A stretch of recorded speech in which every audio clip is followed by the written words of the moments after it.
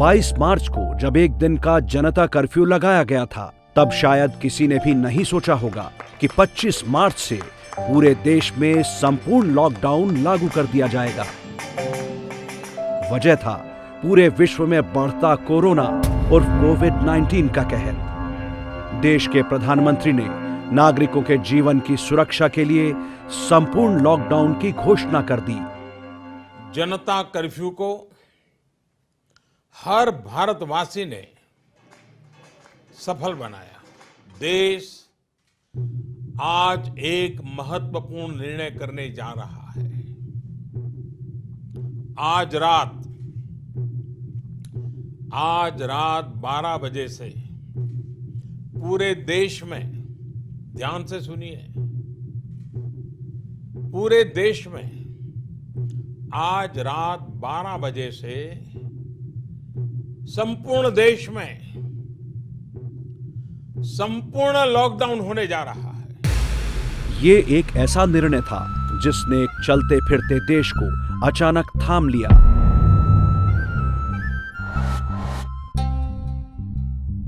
जो जहां था वहीं ठहर गया। कोई घर पर था, कोई घर से दूर। रेल, बस, हवाई जहाज, सबके पहिए थम गए। सड़कों पर सन्नाटा पसर गया।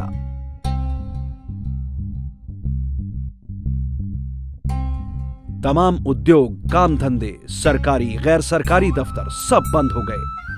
ये एक ऐसा मंजर था जिसे किसी ने भी अनुभव नहीं किया था।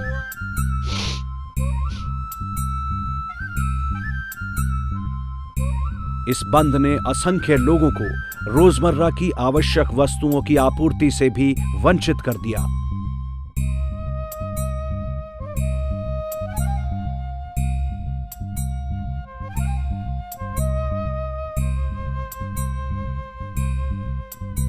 अकेली पड़ी रहती हूँ, को खाने को नहीं, कुछ क्या खाऊं।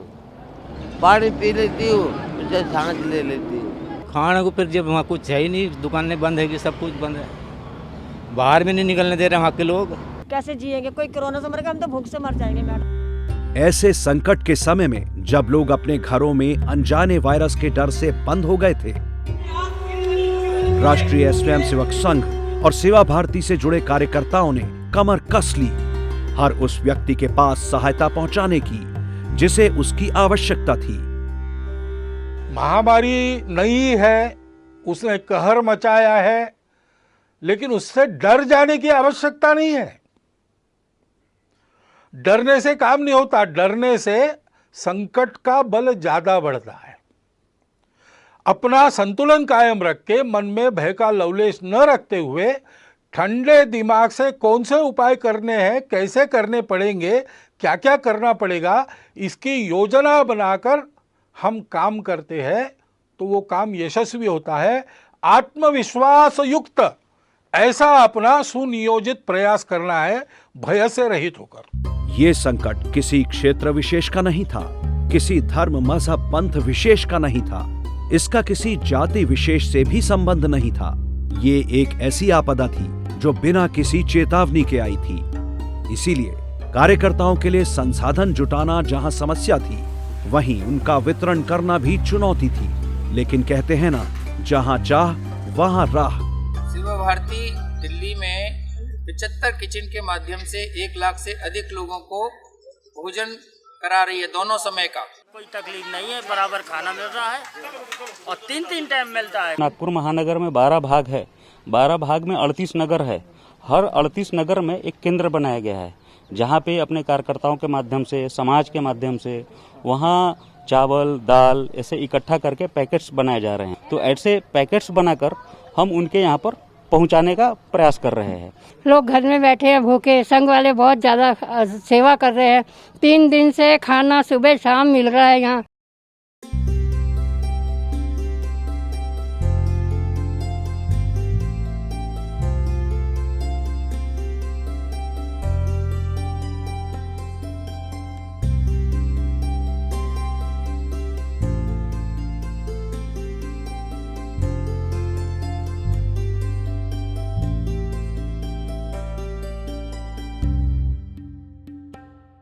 कोई दिहाड़ी नहीं लगा रहा है, कोई कुछ नहीं, कोई फाका कशी का शिकार भी होने जा रहे थे। और यहाँ पे आज ये आरएसएस की एक तंजीम आई और इन्होंने यहाँ के इन गरीब लोगों को जो राशन वगैरह मुहैया करवाया। हमारे संगठन का एक ही उद्देश्य है, हर ज़रूरतमंद को उसकी जो असुविधा हो रही है उनको असुविधाओं को दूर करने के लिए उसकी पूरी मदद की जाए। जहाँ पे 90% हमारा मुस्लिम भाई रहते हैं, वहाँ पे कोरोना के लॉकडाउन के समय राष्ट्रीय स्वयंसेवक संघ के स्वयंसेवक हम लोग मिलके कुछ गरीब तबके के जो श्रमिक है उन लोगों को, मुस्लिम भाइयों को खाद्य सामग्री वितरण किया गया। हम सबकी माटी एक है, इस सेवा भाव से सेवा भारती के लोग और हमारा नारा भाईचारा मिशन के लोग जो ये कार्य कर रहे हैं वो सराहनीय है।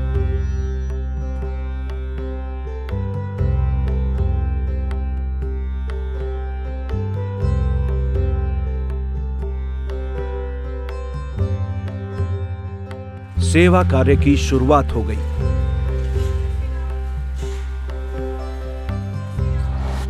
आने वाले दिनों में लोगों को किस तरह के संकट का सामना करना पड़ेगा, कार्यकर्ताओं ने तेजी से इसकी योजना बनानी शुरू कर दी। हम उस स्थिति को संभालने के लिए तैयार रहे, क्योंकि संघ स्वयंसेवकों को शाखा में से यह संस्कार मिलता है कि मैं समाज का अंग हूँ, समाज मेरा अपना है। तो समाज के हर समस्या संकट के समय मुझे सहायता करनी है और मेरा योगदान करना है अपना समाज मानकर।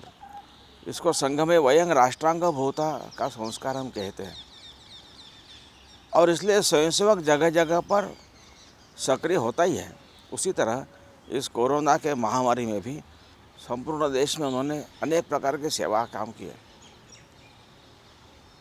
अनेक करोड़ों लोगों को फूड पैकेट दिए हैं, किट्स दिए हैं, लाखों प्रवासी मजदूरों को उन्होंने सहायता की है। इसके अलावा समाज का जो वर्ग उपेक्षित है, किन्नर समाज है वगैरह, ऐसे सभी समाज के वर्गों के पास जाकर उनकी सहायता की है। समस्या किसी एक गली, मोहल्ले या शहर की नहीं थी। पूरा देश लॉकडाउन में फंसा हुआ था। जो लोग अपने घरों से दूर किसी और राज्यों में काम करने के लिए गए थे, वो अचानक आए इस संकट से घबरा गए।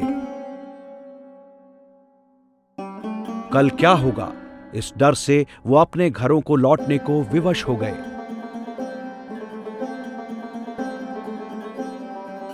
ना कोई साधन, ना कोई सहारा, बस अपने घर पहुंचने का एक कठिन संघर्ष। बस रो के नाम है, मेरा बच्चा खाना नहीं खा रहा है, कैसे रह रही मैं उसके बिना। इसने सरकार का संकट और बढ़ा दिया। दिल्ली बॉर्डर पर हजारों की संख्या में प्रवासी जमा होने लगे। ऐसे समय में सेवा कार्य में लगे लोग तुरंत वहां पहुंचे। पुलिस प्रशासन के लोग जहां भीड़ को अनुशासित करने में लगे थे, वहीं कार्यकर्ता उनकी मदद के लिए दिन रात उनके साथ कंधे से कंधा मिलाकर खड़े रहे।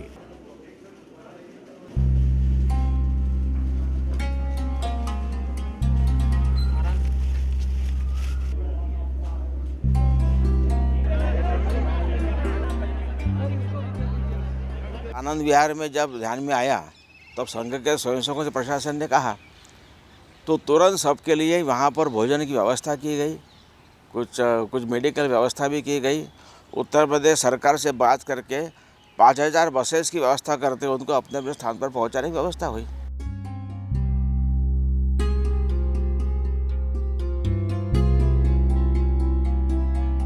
अभी यहाँ पे बड़ी मात्रा में लोग दिल्ली से प्लान करके गाँवों की ओर जा रहे हैं। रास्ते में आने की सुविधा हो, यहाँ पर सुविधा हो। ऐसे पैकेट हम यहाँ पे आनंद विहार बस अड्डे पे बड़ी मात्रा में ऐसा समाज यहाँ जाने वाला है। इनको नहीं मालूम कि ये कब कहाँ पहुँचेंगे।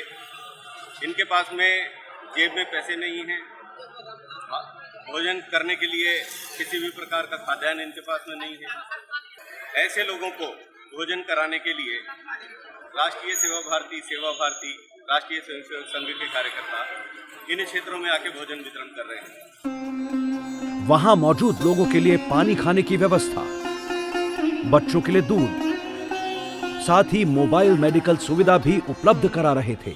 भोजन की आपूर्ति, स्नान आदि की आपूर्ति और स्वयंसेवकों को करते हुए जब समाज ने देखा तो व्यापारियों को लगा कि हमने भी कुछ न कुछ करना चाहिए। तो बड़े शहरों के अंदर उन्होंने देखा ये 100-100, 200 किलोमीटर, 300-300 किलोमीटर पैदल चल करके आ रहे हैं, तो इनके जूते फट गए हैं, चप्पलें टूट गई हैं, तो क्या हम इनकी ये पूर्ति कर सकते हैं?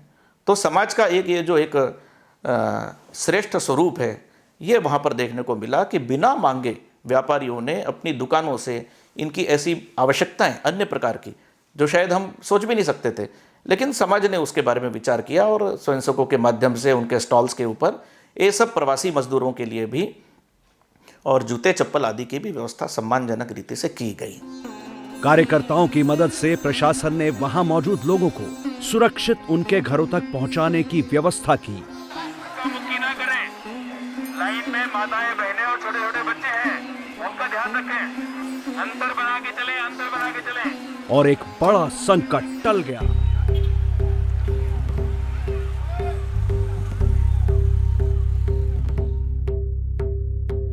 संकट काल में जब सरकार ने प्रवासी लोगों को उनके घरों तक पहुंचाने के लिए रेलगाड़ियां चलानी शुरू की थी, तो घर लौट रहे लोगों के लिए पानी एवं भोजन की व्यवस्था भी कार्यकर्ताओं ने की, ताकि सफर में उनकी परेशानियां कम हो सकें।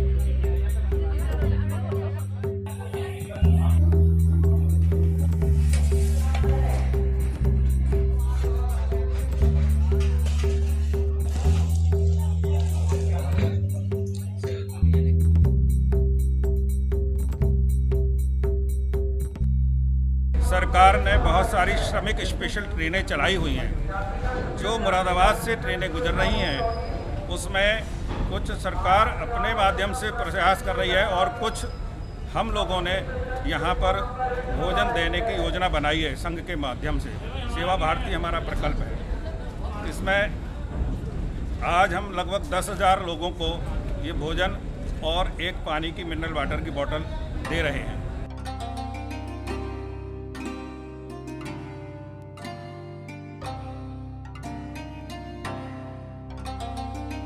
राजस्थान से, हरियाणा से, बम्बई से, यहाँ से लगभग 20 से 25 बसें रात में यहाँ करके इकट्ठा होती हैं। मजदूर भाइयों की सेवा में यहाँ पर हम लोग भोजन पैकेट, फल, जूस, बच्चों के लिए दूध, अगर कोई पथिक जो है बिना चप्पल पदवेश का जा रहा है तो उसको हम लोग स्लीपर चप्पल, किसी के सर पर गमछा नहीं है उसको गमछा उपलब्ध कराया जाता है।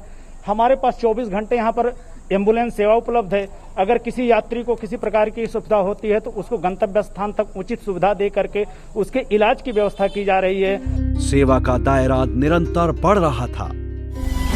ऐसे में कार्यकर्ताओं ने जरूरतमंद लोगों के लिए टोल फ्री हेल्पलाइन नंबर और एक ऐप भी बनाया, जिसके माध्यम से संकट में फंसे लोग अपनी आवश्यकता उन तक पहुंचा सकते थे और कार्यकर्ता उनकी अपेक्षित मदद कर सकते थे। तो डॉक्टर वगैरह से कोई बात नहीं की, वो नॉर्मल चला गया। एक बड़े संकट से अपना देश और सारी दुनिया गुजर रही है, उसको ध्यान में रखते हुए हमारे दिल्ली प्रांत के राष्ट्रीय स्वयंसेवक संघ के स्वयंसेवकों ने मिलकर एक उत्कर्ष नाम के ऐप को प्रारंभ किया है। हमारे पास जो कॉल्स इस पे आ रही हैं उसमें लोगों को भोजन चाहिए, किसी को दवा की आवश्यकता है, किसी के माँ बाप बुजुर्ग हैं लेकिन अलग रहते हैं, उनके पास पहुंचाना है, उनको अपने पास बुलाना है, किसी का बच्चा कहीं रहता है। ऐसी कॉल्स भी आई हैं कि किसी का पेट बीमार है या घर में कोई बीमार है उसको अस्पताल पहुंचाना है। तो ऐसी सब प्रकार की समस्याओं का समाधान करने के लिए ये 100 से अधिक कार्यकर्ता कॉल रिसीव करते हैं। हमारे घर में कुछ इमरजेंसी आ गई थी 2 दिन पहले, मेडिकल इमरजेंसी, तो उसमें हमने हर जगह ट्राई किया पर हमें एम्बुलेंस का व्यवस्था नहीं कर पाए। तो हमने सेवा भारती की हेल्पलाइन पे फ़ोन किया तो उन्होंने 20 मिनट के अंदर हमें अपनी एम्बुलेंस मेडिकल वैन भेज दी। मोहन जी आए थे उनके साथ में और हमें पूरा सहयोग दिया।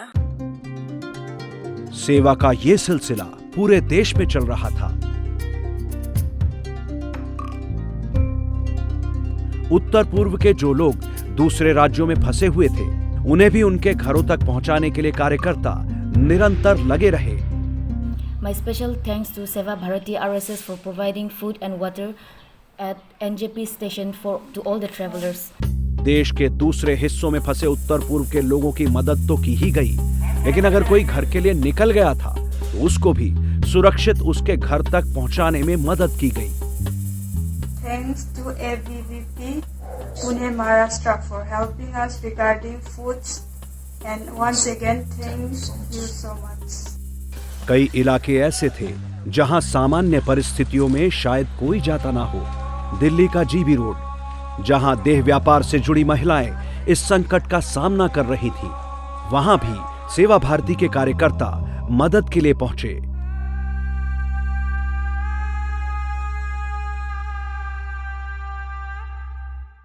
तो इनको खाने की ज़रूरत है, तो उस ज़रूरत को हमने समझा, तो फिर हमने यहाँ का सारा सर्वे करवाया इन एरियाज़ का, हमारे वर्कर थे एक के अंदर, फिर हमने 986 की लिस्ट बनाई है जिनको हम ये आज का खाना देने जा रहे हैं। तो सेक्स वर्कर हमारे लिए इसलिए भी ज़्यादा इंपॉर्टेंट हो गया काम करना, कि दूसरे लोग उसमें काम करने से कतराते थे, तो वो हमारे लिए ज़्यादा ज़रूरी हो गया। और एक बार हमारे भाई और बहनें वहाँ पहुँच गई, उसके बाद में हमारा इतना अच्छा रेपो बन गया, उनको लगा नहीं कि ये लोग बाहर के लोग हैं, हमारे साथ में काम कर रहे हैं। उनको भी इतनी खुशी हुई कि ये हमारे अपने भाई आके हमारे साथ काम कर रहे हैं। और आप आश्चर्य करेंगे, उसमें से बहुत से सेक्स वर्कर ऐसे हैं कि अब जो नॉर्मल लाइफ जीने के लिए वो सोच रहे हैं, और हमारा कंटिन्यू उनके साथ संपर्क है। अब खाली संपर्क राशन किट या खाने तक का नहीं है, अब वो संपर्क हमारा उनका बौद्धिक, विचारिक और उसको समाज के अंदर में मान्यता कैसे करें, उसके ऊपर हम काम कर रहे हैं। सेवा करते समय सिर्फ एक लक्ष्य, हर उस व्यक्ति या परिवार तक पहुंचना जिसे सहायता की आवश्यकता है। राशन में हमने एक पैकेट बनाया है जिसके अंदर रिफाइंड की बोतल है, 5 किलो चावल है, 5 किलो आटा है, 2 किलो चीनी है, आधा किलो दूध का पाउडर है, चाय पत्ती है, मसाले हैं, इस तरह के सब पूरी व्यवस्था मिलती है। काम पे जा रहे हैं और काफी टाइम हो गया, घर के अंदर है, कहाँ जाए। हाँ जी, पूरी मदद की हमारी, करते हैं हमारी मदद। संकट के इस काल में गर्भवती महिलाओं के उत्तम स्वास्थ्य की दृष्टि से सेवा भारती ने विशेष पौष्टिक किट का वितरण किया। ऐसे दिन में बार जल्दी हाथ धोने हैं, आपने खाना है ये। एक और बच्चा आने वाला है ना।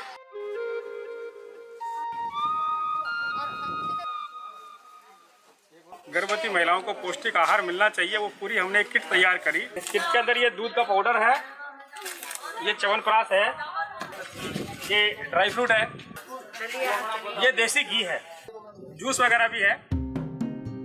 देश भर में सरकार अपने संसाधनों का उपयोग लोगों की मदद में कर रही थी। स्वास्थ्य सेवाओं से जुड़े डॉक्टर, नर्स या दूसरे लोग निरंतर अपने प्राणों की परवाह किए बिना लोगों की मदद कर रहे थे, लेकिन आवश्यकता इससे कहीं अधिक की थी। यहां भी स्वयंसेवकों ने आगे बढ़कर उनकी सहायता के लिए हाथ बटाए।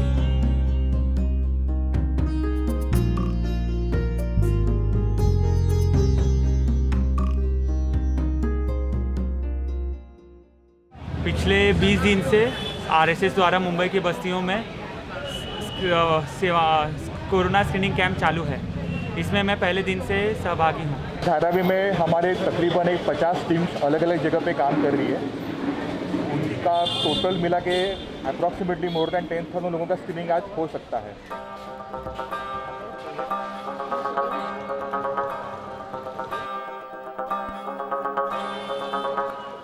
75,000 पीपल को स्कैन किया है। मोर देन 500 सस्पेक्ट्स को हमने आइडेंटिफाई करके बीएमसी के थ्रू उनको क्वारंटीन किया है।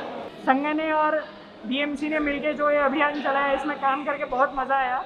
समाज के लिए कुछ देने का ये अच्छा अवसर मिला। सेवा कार्य में लोगों की चिंता करते हुए कार्यकर्ताओं ने स्वास्थ्य एवं पुलिस प्रशासन से जुड़े लोगों के बीच PPE kit, face shield, mask आदि का भी वितरण किया। कोविड-19 के आउटब्रेक में कुछ सोचा और हॉस्पिटल के लिए कुछ सामान दिया, जैसे कि पीपीई किट्स। ये प्रेजेंट सर्कमस्टांसेस में बहुत ही एसेंशियल एक फाइटिंग इक्विपमेंट है और डॉक्टर्स एंड अदर स्टाफ, इसके बिना काफ़ी हम नहीं अलाउ करते कि कोई भी पेशेंट देखा जाए जो कि सस्पेक्टेड हो या पॉजिटिव हो। I am again thankful to all of you. धन्यवाद देता हूँ आरोग्य भारती को और सेवा भारती को, जिन्होंने ये एक इनिशिएटिव लिया और पुलिस फोर्स के बारे में सोचा। इस सेवा कार्य के कई आयाम थे। कुछ ऐसे बुजुर्ग दंपत्ति या परिवार थे जो बाहर की दुनिया से बिल्कुल कट गए थे। उनके यहाँ ऐसे लोग नहीं थे जो बाहर से उनके लिए भोजन या दवाइयों की व्यवस्था कर सके। स्वयंसेवकों ने प्रत्येक मोहल्ले में ऐसे घरों परिवारों की पहचान की और उन सभी घरों तक जाकर उनकी आवश्यकताओं की पूर्ति की। इस कार्य में सेवा भारती के साथ संघ प्रेरित कई अन्य समाजसेवी संगठनों ने भी अपना योगदान दिया।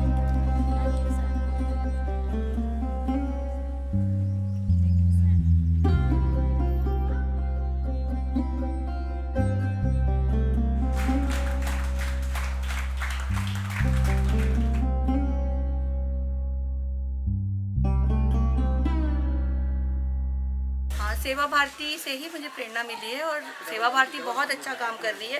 लास्ट सेवा भारती से मैं खुद भी 2 साल से जुड़ी हुई हूँ और मैंने जो कुछ भी सीखा है वो मैं सेवा भारती से ही सीखा है। मैं सेवा भारती का बहुत ही आभारी हूँ कि मेरे एक फ़ोन कॉल पे तुरंत सारे लोग आ गए और ये राशन बांटने की व्यवस्था कर रहे हैं।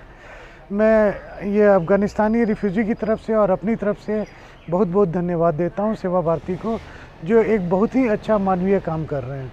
सेवा कार्यों में सहयोग के लिए समाज के अनेक लोग भी जुड़ते गए।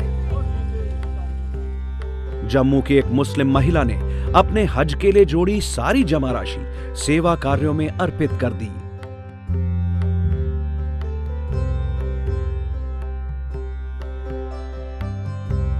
घुमंतु समाज के लोगों ने तो सेवा भारती की ओर से दी जा रही मदद को लेने से इनकार कर दिया, बल्कि अपनी ओर से सेवा कार्यों के लिए राशि अर्पित की।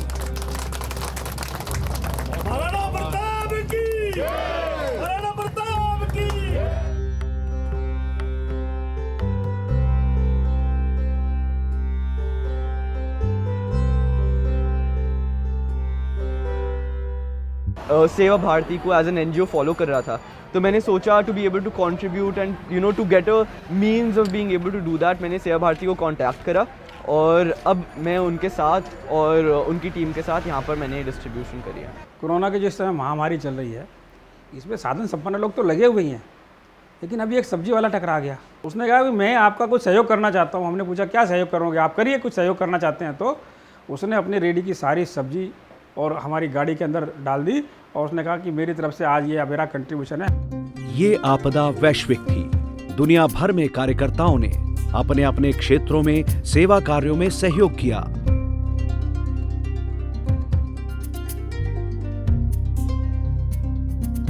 कोरोना मरीजों के लिए ब्लड डोनेशन कैंप भी लगाए गए, जिसके माध्यम से प्लाज्मा उपलब्ध कराया जा सका। क्योंकि जो लोग हैं वो लॉकडाउन के कारण ब्लड डोनेशन के लिए जा नहीं पा रहे हैं और इस समय में ब्लड की आवश्यकता लगभग वैसी ही शायद बनी हुई है जैसी एक नॉर्मल कंडीशंस में रहती है। तो फिर जब उनका प्रपोज़ल आया हमारे पास, तो हमने आपस में बात की और उसमें ये तय किया कि हमें ये ब्लड डोनेशन कैंप जो है वो आज की समय की आवश्यकता के हिसाब से उसको ऑर्गेनाइज करना चाहिए। इस रोग की भयावहता मरीजों के जीते जी ही नहीं, बल्कि उसकी मृत्यु के बाद भी बनी रहती है। इसी कारण से जब परिवारजन अंतिम संस्कार के लिए साथ नहीं जा पाए, तो सेवा भारती के कार्यकर्ताओं ने अपने प्राणों की चिंता ना करते हुए ऐसी पुण्यात्माओं को सद्गति प्रदान करने के लिए उनके अंतिम संस्कार को संपन्न कराने का दायित्व लिया।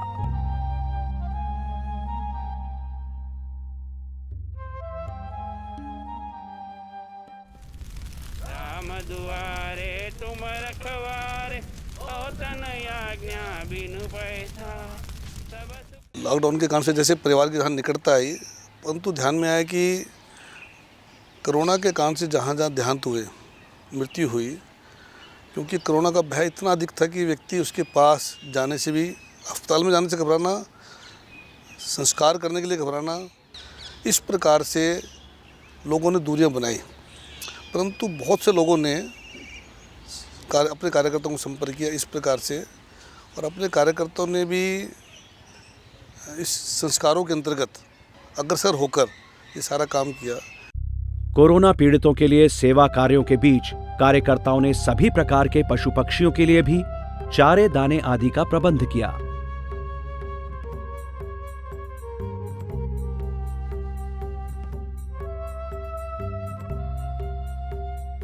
इस संपूर्ण सेवा कार्य का उद्देश्य न केवल लोगों की तात्कालिक समस्याओं को दूर करना था, बल्कि आने वाले समय की चुनौतियों के लिए भी उन्हें तैयार करना था। यमुना खादर में बसे परिवारों को आत्मनिर्भर बनाने के लक्ष्य से उनके बीच सिलाई मशीनों का वितरण किया गया।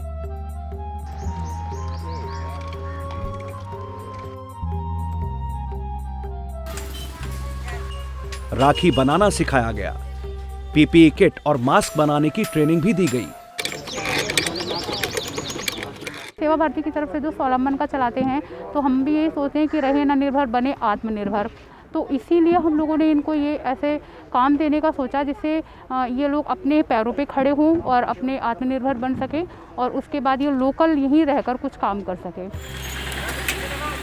स्वरोजगार की दृष्टि से देश के कई शहरों में लोगों को सब्जी फल आदि बेचने के लिए रेहड़ियां उपलब्ध कराई गईं। स्वयं सेवकों के अथक प्रयासों से संकट का ये समय निकल गया। बिना किसी यश की इच्छा किए लाखों कार्यकर्ताओं ने इस कार्य में अपना योगदान दिया।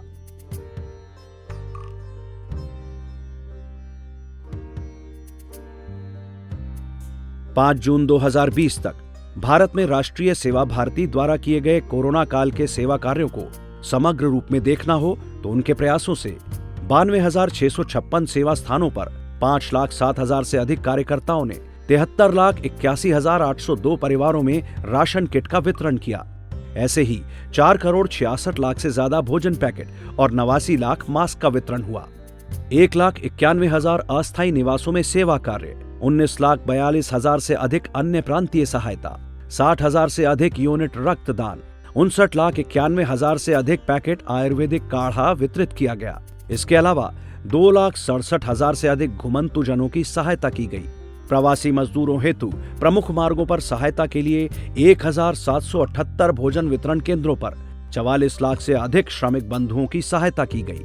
483 मेडिकल सहायता केंद्रों पर 1,45,000 से अधिक श्रमिकों की चिकित्सा का समुचित प्रबंध हुआ। बस, रेल यात्रा आदि के लिए 935 सहायता केंद्रों पर 9,18,000 से अधिक श्रमिकों की सेवा की गई। ये सेवा कार्य यहीं थमे नहीं हैं। जहां आवश्यकता पड़ी वहां ये सेवा कार्य आज भी चल रहे हैं। ऐसे सेवा कार्यों को करते हुए कई कार्यकर्ताओं ने अपने प्राणों की आहुति दी, लेकिन सेवा कार्य ठहरे नहीं। वो तो मानव कल्याण के लिए अपने दायित्वों का निर्वाह करते हुए नदी की अविरल धारा की तरह अपने लक्ष्य की ओर बढ़ते जा रहे हैं। लक्ष्य किसी भी आपदा से अंतिम मनुष्य के प्राणों की रक्षा करना। संपूर्ण देश कोरोना महामारी के प्रकोप से उबर पाए, यही संकल्प, यही लक्ष्य है हर एक स्वयंसेवक का, प्रत्येक कार्यकर्ता का। भगवान का काम माना जाता है जो लोग सेवा करते हैं, तो आप सब रियल हीरोज हैं और मैं सैल्यूट करता हूँ। मैं बहुत बहुत मुबारकबाद देता हूँ सेवा भारती और उससे जुड़े हुए तमाम कार्यकर्ताओं को। भगवान के बाद अगर मैं किसी की भी करना चाहता हूँ आरती, तो वो है सेवा भारती, सेवा भारती, सेवा भारती।